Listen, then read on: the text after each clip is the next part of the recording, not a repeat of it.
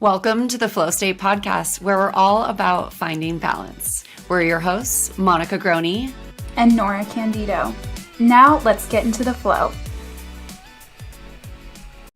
Hey, Flow Staters. We are back with another episode today. We are doing our seasonal community Q&A. We got some great questions from you all. Thank you so much for submitting all of your questions. We will do our best to answer those. Of course, always noting that sometimes it's really hard to answer these questions because we don't have the ability to go back and forth with you. We don't know your individual situation. And we've said this a million times before, but so much of this is super individualized. So we will provide the best answers we can, but they may be a little generic. Yeah, thank you for calling that out. I love that we get to do this and share little snippets and also just hear what you guys are genuinely needing support on. It's really important for us to hear that. But yeah, somebody just told me that they loved hearing me say that every individual is like this unique puzzle that I get to solve. And that's what I love about my job. But that is why it can be really challenging to answer these, because it's usually not a quick fix. Otherwise, you probably would have figured it out. Yeah. I was just listening to one of my nutritional school modules, and it was talking about just how we're all bio-individuals and what one diet or one protocol that might work so well for someone, like say someone has PCOS or something like that, and one avenue that might work really well for one person, and you try it and you just feel awful. Like there's just not a direct answer that's going to be perfect for everyone. So I think what we preach so much is like tune into your body, see how it feels. And yeah, like sure, be willing to try different stuff. Mm-hmm. Cool. Let's dive in. Awesome. All right. Question number 1 was someone asking about experiencing awful acne and breakouts around ovulation. What could my next steps be? So this was actually my personal experience, where a lot of individuals tend to experience acne in their PMS week, like the week leading up to their cycle. I was experiencing it around ovulation, where you're supposed to have the best skin. So what gives? And again, like what it was for me might not be what it is for you, but some things that I generally see around this is there's a root cause. Our skin is such a reflection of what is going on the inside, and that can be inflammation from multiple sources. But that's why I go back and listen to the episode on like the gut and hormone connection, where I really like to approach things from the GI tract first, because it's typically a pretty big driver of hormone disruption and also can be a cause for acne, especially. That's something that I see really, really often. Yeah. In our ovulatory phase, our hormones are a bit higher, even testosterone. And I know that that does control our sebum, which is like the oiliness to our skin, how our skin produces oil. So it could be an issue throughout your whole cycle with the ability to detox your hormones properly. So you're having a buildup, if you will, of hormones. So yeah, like Nora said, gut, pooping regularly. It also can come back to like your liver and providing liver support. So all of those detox pathways can be really, really important. And I think so often with acne, we think of like treating topically, but it really does come down to how our body is excreting our hormones, our toxins, and all of those different things. And if we have that buildup in our system, it's going to try to come out somehow, and we might be seeing it come out on our chin hormonally. Exactly. Yeah, definitely echo like supporting the detoxification pathways. A separate question that I got from someone was experiencing acne during pregnancy, and it makes sense. Like your hormones are fluctuating tremendously. You have way more hormones than you do throughout your normal cycle, and they kind of stay elevated to support that pregnancy. So you can't do a lot of the topical, like you can't take retinol, you can't do drying ingredients because they're not good for baby. So this is a time where I really say doubling down, supporting the liver, making sure you're going to the bathroom. A lot of people when they're pregnant are constipated if they're taking especially iron capsules that can really, really back us up. So we want to make sure that we're going to the bathroom every day. We're having those complete movements, getting enough fiber in to help soak up those hormones and help us go to the bathroom. I also really love ground flax seeds for this reason. One, for the fiber, but also two, because they are like a helpful manager in how much estrogen our body holds on to. So if that's something that would be beneficial for you, it's a great thing to incorporate and safe during pregnancy. How do you like to incorporate flax seeds? I do ground flax seeds in everything. So I put it in my oats every single morning. I put it on top of a salad. You can mix it into a smoothie. You could add it to pasta sauce. It'll like thicken things up a little bit. It's really easy. To me, it has a super mild, nutty flavor, so it's not hard to mask it in any food. How about you? Yeah, I just threw it in my like yogurt and granola yesterday. Exactly. So easy. Awesome. Okay, question number 2. Are there caloric intake recommendations for different phases? Yeah, why don't you take this one? Yeah, so around ovulation and in our luteal phase, we do have different energy needs. If you think about what our body is actually doing, of course, around ovulation, so important. We're trying to make a baby then. And then after ovulation, that uterine lining is being built up to kind of host egg. So our body does have different energy production needs, of course. There's about an 8 to 26% increase. And with that need comes the additional need for protein and complex carbs to help build up that uterine lining and just support what is occurring reproductively. I think especially we've talked about this before, but the protein need comes back to as well. If you want to maintain muscle mass during that time, the proteins are going to get shuttled away from the muscle and to the uterine lining. So if we want to maintain both, we have to also increase our protein intake. So just being mindful of that. If you are already being mindful of protein, it's great. If not, maybe consider just upping it around your luteal phase. So yeah, definitely there is a caloric difference, as well as just being mindful of the macronutrients that you are consuming and how that could support your energy needs. Absolutely.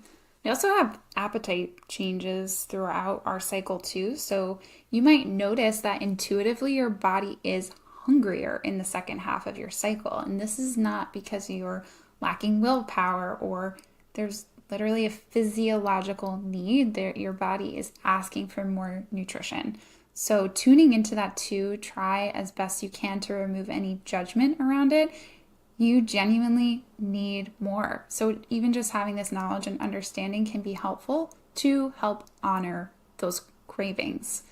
With that being said, if you're not hitting your protein, if you're not incorporating complex carbohydrates, body also during this time, our feel-good neurotransmitter serotonin is coming down. So we're seeking like quick fixes. We're seeking more sweet, more sugar, things that are going to help increase that serotonin. So just being mindful of this, that we need to really be nailing our protein, incorporating more complex carbs. Otherwise, then body is really going to be saying, tank is not full. Like, we need more here. Yeah, your body's just going to keep asking for more fuel until you really hit those needs. So I think for all the people out there being like, man, my cravings are awful. It's like, great. How can we increase the protein and the complex carbs, not just the simple carbs?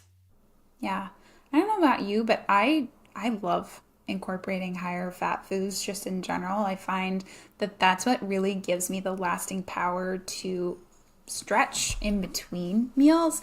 So yes, we're talking a lot about protein and carbohydrates at this time, but fats take longer to digest and are really going to help give us, again, that like more lasting energy here.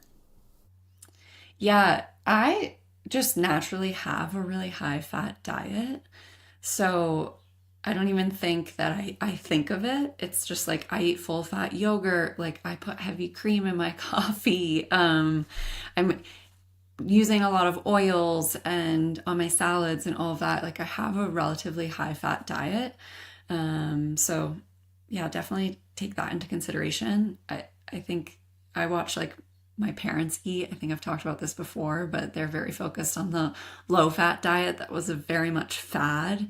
So yeah, look into your fat intake.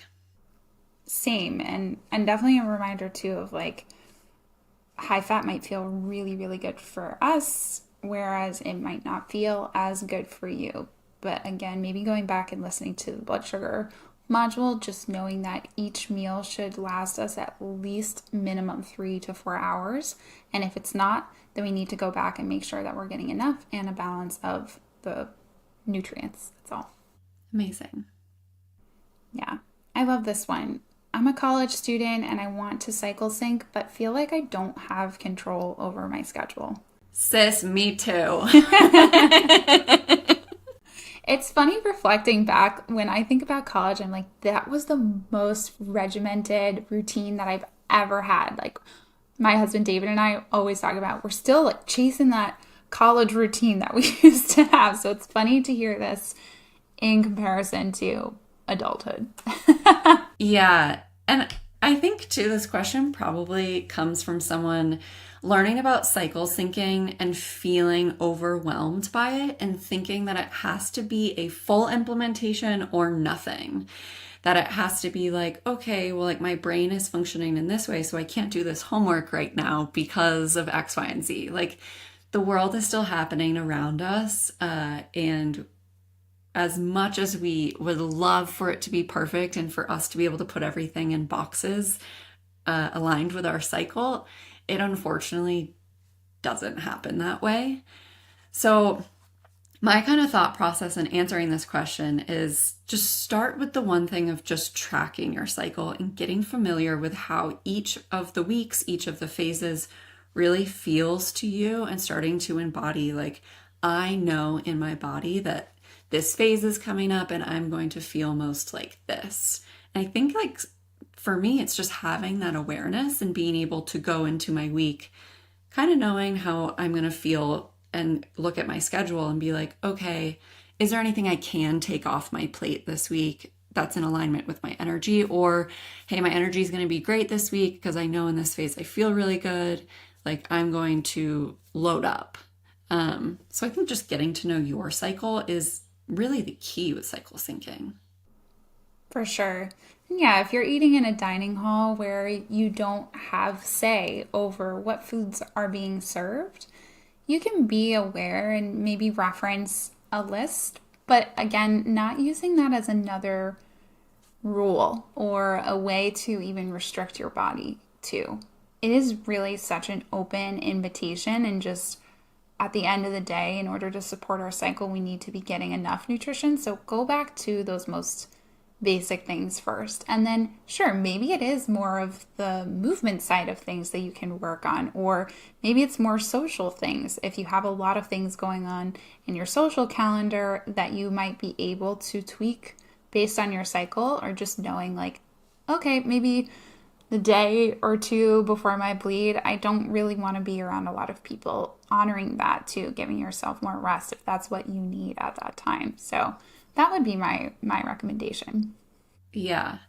And the dining hall situation is so challenging, right? Like we don't get to choose. You're not at a grocery store. You're not cooking for yourself.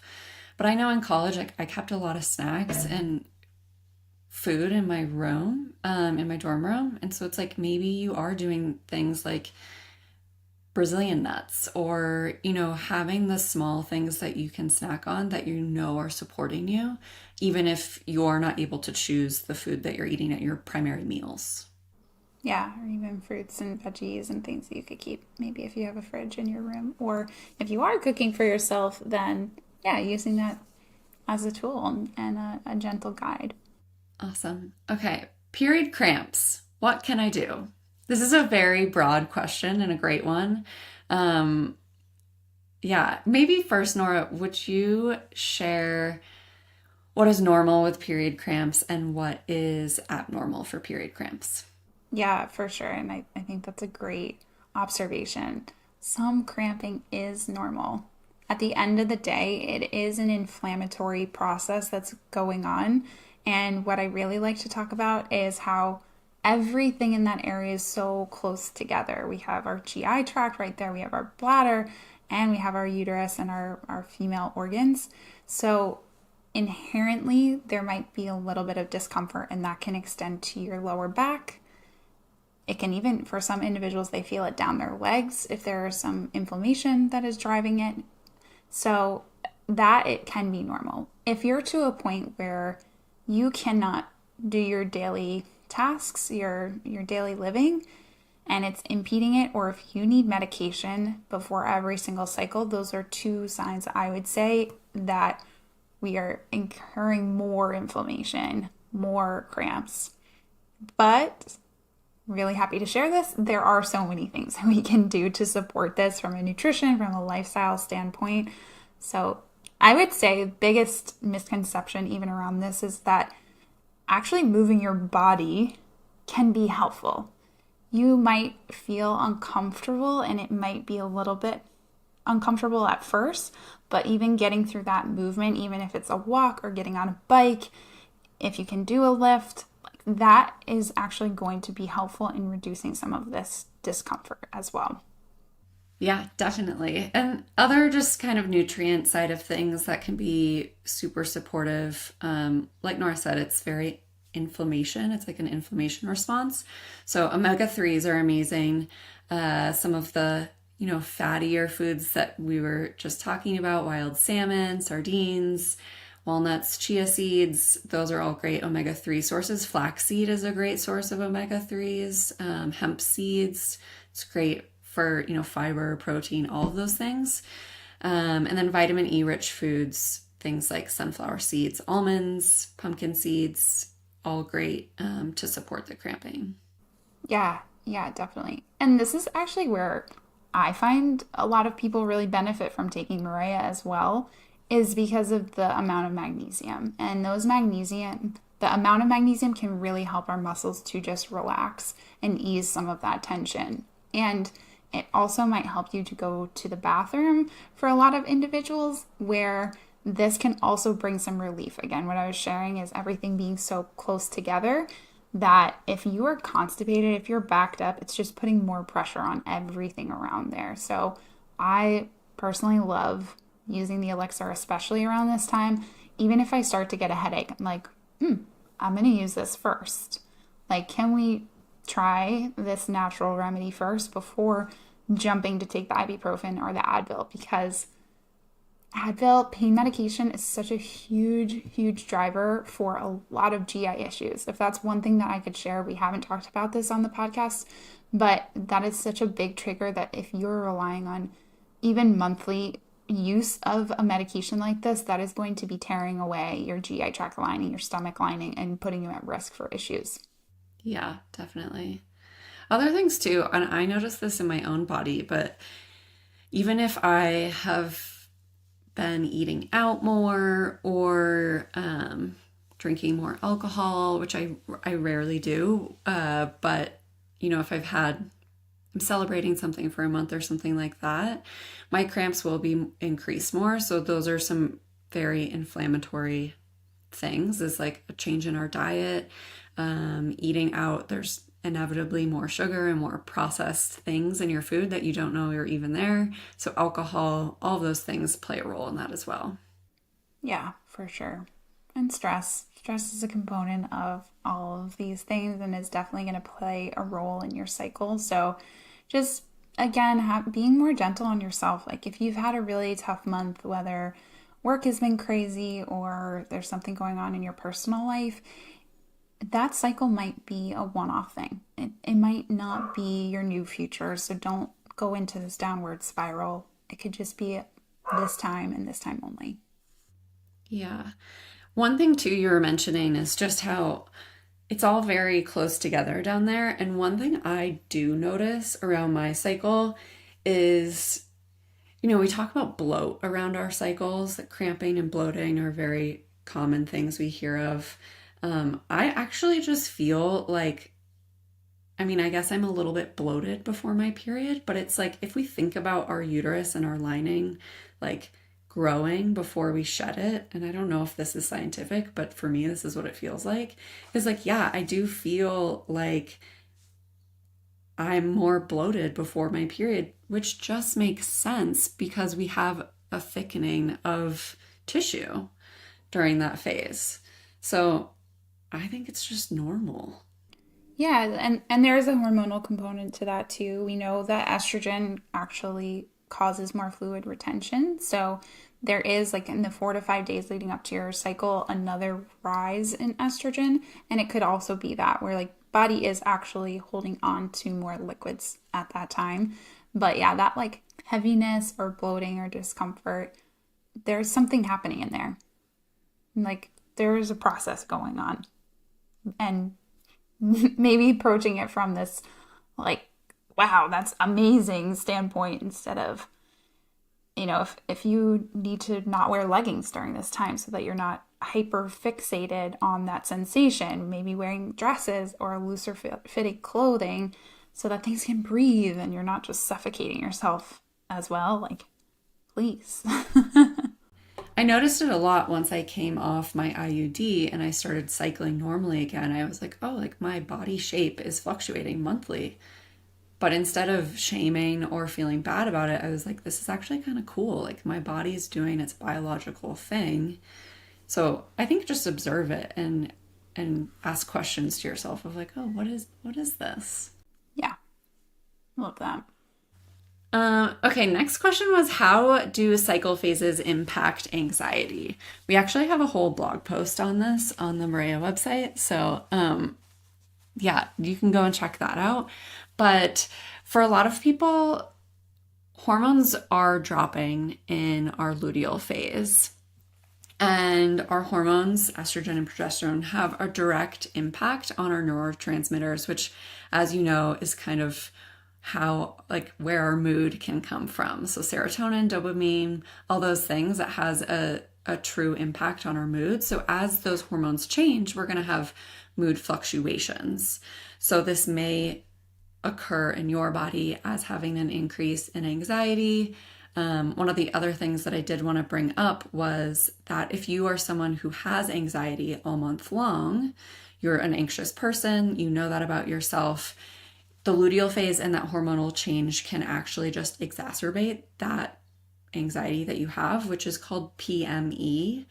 And a lot of people can often confuse PMDD and PME, where if you are someone who has anxiety regardless of your cycle phase, and then it gets worse before your period, that is more likely PME, where PMDD is like in other areas of your cycle, earlier phases of your cycle, you don't have those mood disorders, and then you have it specifically in the luteal phase. So just wanted to kind of call that out.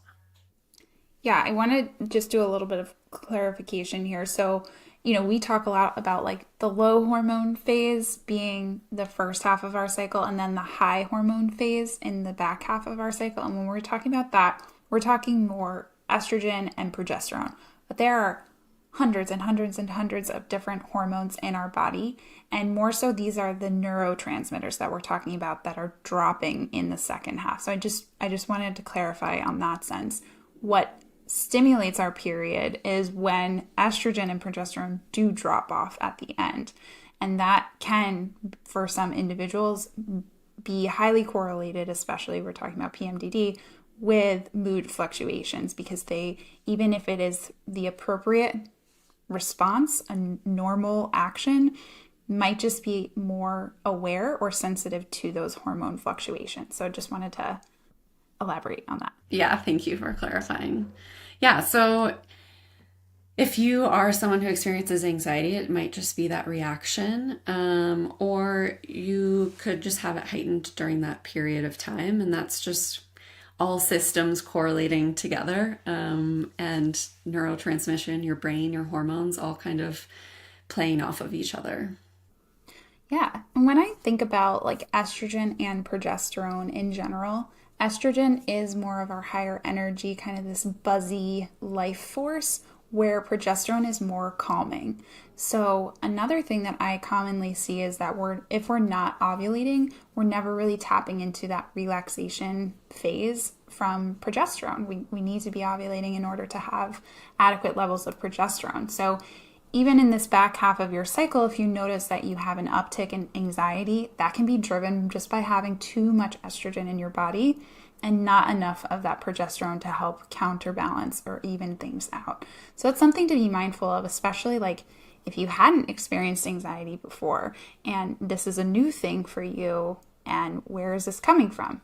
And I think this looks different. There's a whole anxiety spectrum, and I've actually been in a therapy course right now learning all about the roots of anxiety. That's been really, really interesting as well.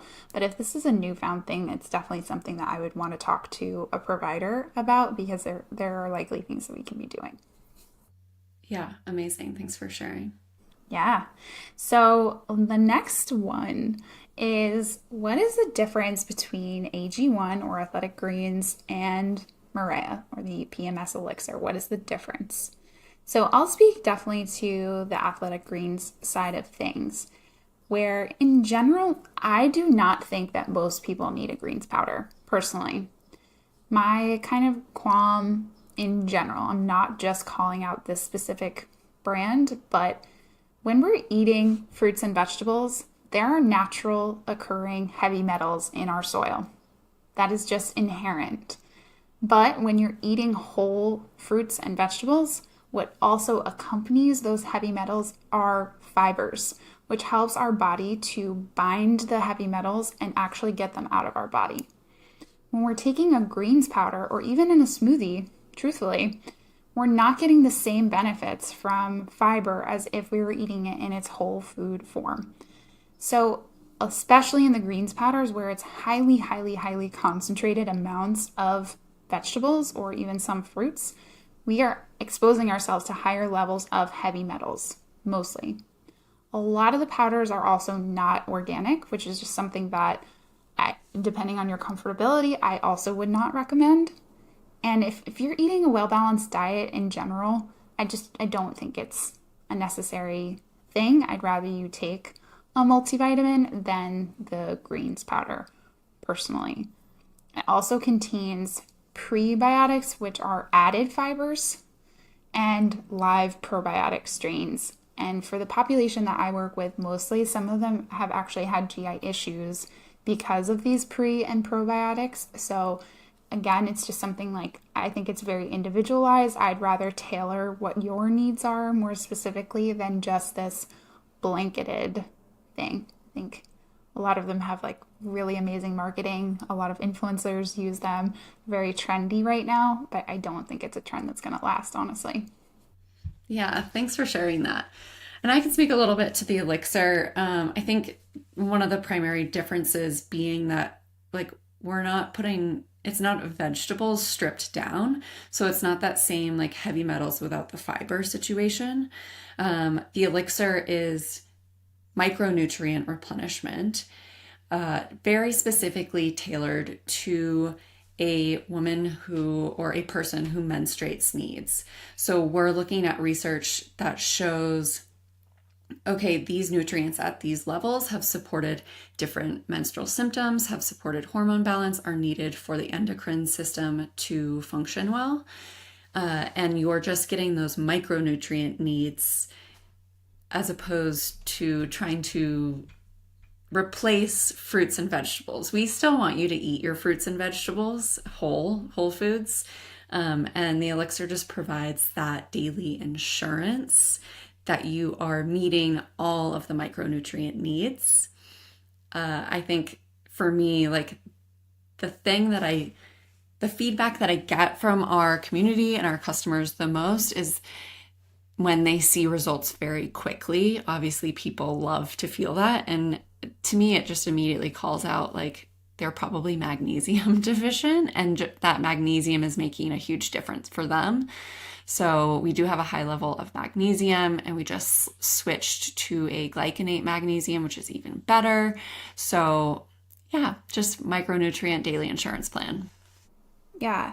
And I especially like it for people if you are going through some type of hormonal transition, if you're coming off of birth control, if you're trying to conceive and like getting your body prepared, these are the nutrients specific that will be helpful in that fashion. And like Monica said, it's also what a lot of individuals are commonly deficient in. So that's where I like it. And I actually like that it's more specific. It's not this huge bucket of things that we might not need. Like that's when we talk about having really expensive pee because your body is just getting rid of them.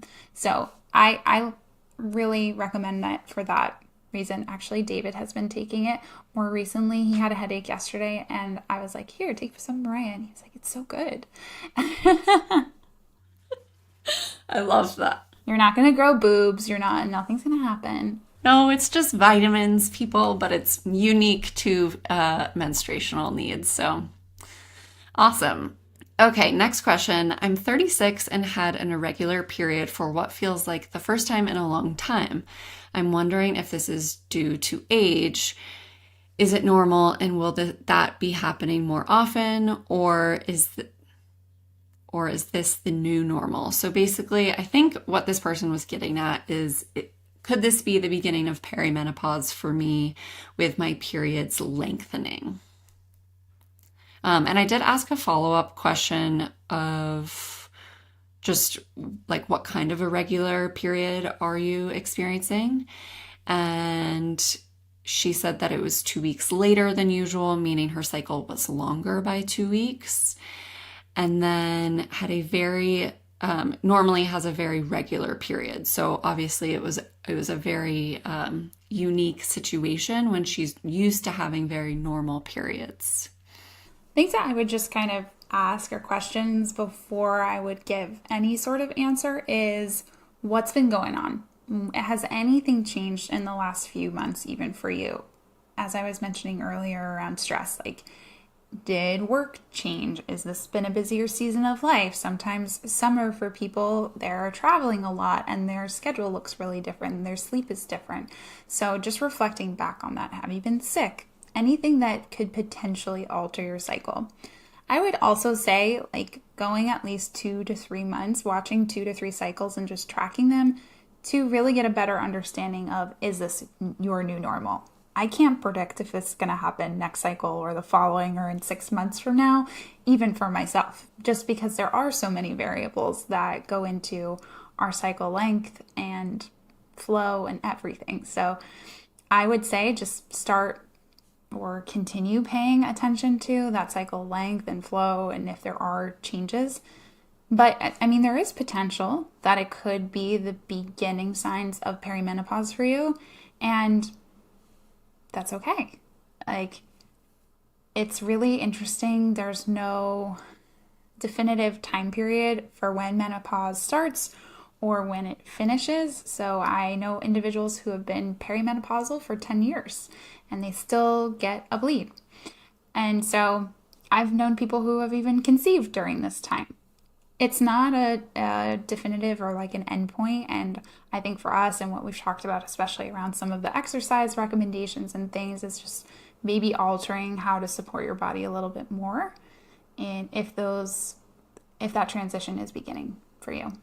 One of the other things that I was going to say is not just looking at or it could be interesting for you to even think about not just how the last month might be different, but because it does take, 3-ish months for the follicle to become dominant, it might be just worth looking at the last few months. So even as far back as 3 months ago, what happened then could affect your cycle that you just had. So being mindful of that, it's kind of like a longer continuum sometimes than just month to month. And thinking of it in that way. And then, just kind of seeing what happens in the next few months and if it does become a new normal or if it was just a one-off instance. Hormones and hair loss. What is the connection and how do we prevent it? This has been coming up a lot for me recently for individuals. And it can be related to your hormones, but it's not always true. So there can be things going on with your thyroid. It can be nutrient deficiencies, especially iron deficiency. So if your body is not absorbing enough nutrition, or we're not getting adequate amounts, we can absolutely have hair loss. So I even really like to look at people's nails as well. This is a quick little thing to see if you might potentially be experiencing anemia or potentially iron deficiency. If you press firmly down on your fingernail, it should turn white, meaning that the blood flow is being pressed. So then when you release, it should turn back to red. So if it stays white, then you may potentially have some deficiencies. Also, if you have vertical lines running the length of your nails as well, this is another common thing that we see with B vitamin deficiencies. And then if there are horizontal lines, it's really common with B12 deficiency. So, between looking at that, if you've noticed some hair changes or other skin changes, potentially it could be more of this nutrient side of things. And again, that's something that we can do. But from a hormone side of things, what we typically see, especially in individuals that have PCOS, if you haven't watched or listened to the PCOS episode yet, be sure to go back to it. But testosterone, or having more androgens, the associated male hormones, or DHT, which is dihydrotestosterone, elevated levels of that can be correlated with hair loss or thinning in women. So being mindful around that, that's something that we can absolutely test for. I'm happy to speak more on that. And then other things that we've talked about too are endocrine disruptors, a bunch. That can definitely drive hair changes as well, things that you're actually putting on your scalp, your hair quality, the health, even in our water. So I've even noticed since moving to a new city that the water here, or I live in Philadelphia now, so I should say the water here has impacted my hair. And I put a water filter on our shower and it's still not amazing. So all of these different factors can impact it. There's also potential for genetic patterning. So if this is common in your family that other individuals have thinning or loss, it's something that might be hereditary for you. And then, of course, stress, as always. Curious your thoughts on, you talked about how it could be nutritional deficiency related to hair loss. Do you have an opinion on hair supplements? So biotin is actually helpful for more the hair, skin, and nails, and collagen also. That is what our skin is made from. So that's why I really put collagen more into the beauty supplement rather than a protein supplement category for me. Yeah, but otherwise, even zinc is really helpful for our skin. Again, just getting enough nutrition is so important if you're overstressed, overexercising, undereating. Of course, this is really common. Yeah. Biotin and zinc are both in Maria, just saying. Awesome. Okay, next question, very similar, but someone asking about hair thinning and falling out after birth control, but their blood work is normal. Yeah. Again, this can be a sign of it doesn't need to be typical, that polycystic ovarian syndrome, PCOS, but what I commonly see is this transition off of birth control really mimicking a lot of the PCOS symptoms. And this is very common, very, very common to have hair changes coming off of birth control, the thinning, acne on the jawline, even having new hair growth that wasn't typical for you. Acne can be associated with that. So a lot of different symptoms that I would say is common with that, post-birth control syndrome or post-birth control PCOS. Yeah. Go back to the birth control episode, listen to that one. Those are all some good tips to implement. And then the PCOS episode, we also talked about post-pill PCOS. So yeah, nutrients first. That is what I would just say broadly of a recommendation is need to make sure. So yeah, getting that good quality multivitamin in is going to be really helpful just as a security blanket. especially if you're not absorbing it from your food. Okay, last question. Take it away, Nora. Okay, bloat and high intensity interval training. Monica, why don't we just recap real quick on our thoughts on HIIT and SIT, sprint interval training? Yeah, I'm kind of curious, what was this question? Just that they get bloated from doing HIIT? Yeah. Okay, cool. So we talked about this extensively in the Stacey Sims episode. We also did the Stacey Sims recap. So HIIT itself, there's nothing wrong with it, but what has been coined as HIIT, so your F45, your Orange Theory, boot camp classes, a lot of times those are called HIIT workout classes, when in reality, those are moderate intensity workout classes because you're sustaining a higher heart rate for 30 to 45 plus minutes. So that really causes a lot of stress response issues. Our cortisol increases, puts our body in fight or flight, and then we are holding on to our fat stores and our energy stores because our body thinks it's running from a bear. So what can be beneficial is if we do what is actually known as high intensity interval training or sprint interval training, where your work period is actually quite short. You know, you're really just doing like 30 seconds on because that's all you can sustain, right? Like you can't sprint for longer than 30 seconds unless you're an absolute animal. And then you're recovering fully in between your sets. So that might be 2 minutes, 3 minutes where you've come back down to a baseline heart rate and then you go again. So big differences there, and you're not creating that same cortisol response in your body. Yeah. Thank you for reviewing that for us. Things that I typically see if people are waking and already feeling bloated is actually more associated with constipation. So this can be a sign of just low motility or things just not moving through your system appropriately. We do want to, it doesn't need to be a quote unquote flat stomach, but you should feel that kind of reset in the morning. And then it is natural to have changes in our body shape as the day goes on, as we're eating and drinking, we're holding on to things. But if you feel like you're waking and already feeling bloated, it's typically more constipation or this low motility. I see this too with people who they wake and they might feel that reset.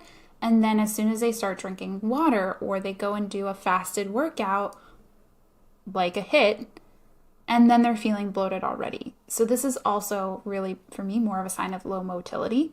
And also, I don't want you doing fasted morning workouts in general. So it really comes back to the stress response again, where there's not support on fat loss and doing fasted workouts. It is really just going to elevate our cortisol, our stress response in an unwanted way. So getting fuel is going to be helpful, and you can still reach your composition goals. In doing so, you're going to perform better and recover faster if you are fueled. So do you have any thoughts or suggestions if this person, obviously we talked about transitioning away from the moderate intensity or what they consider HIIT to sprint interval training in terms of motility? Obviously go back and listen to the gut episode, but what are some quick tips for someone who's dealing with slow or low motility? Yeah, that's where really my work comes in, honestly. You can go back and we've definitely talked about like more mindful eating, but yeah, sitting down, chewing your food, being more mindful around your meal times, not eating on the go, not working through every single meal, not being stressed all the time. All of that is going to help with your digestion. Actually, chewing your food instead of swallowing it whole, obviously, is just going to make things operate a little bit better. But typically there is a contributor to having low motility, and that's something that I work on in my program Harmonize as well. It's where we start with everybody because it's so common. Girls poop. Girls poop. We should every day, at least once. Amazing. Thank you everyone for submitting such great questions and for trusting us with your concerns and questions. You know where to find us if you have continued questions. Obviously, if you're looking for more intimate support, reach out to Norah. And we are so excited to continue supporting you here. Yes. Let us know what your favorite episode of this season was or is. If you're listening, tag us on Instagram. We love knowing that you're listening to us. We've gotten such amazing support and resounding. It's so nice to have this community. So thank you all for your continued support and listening. Thanks, everyone. Bye.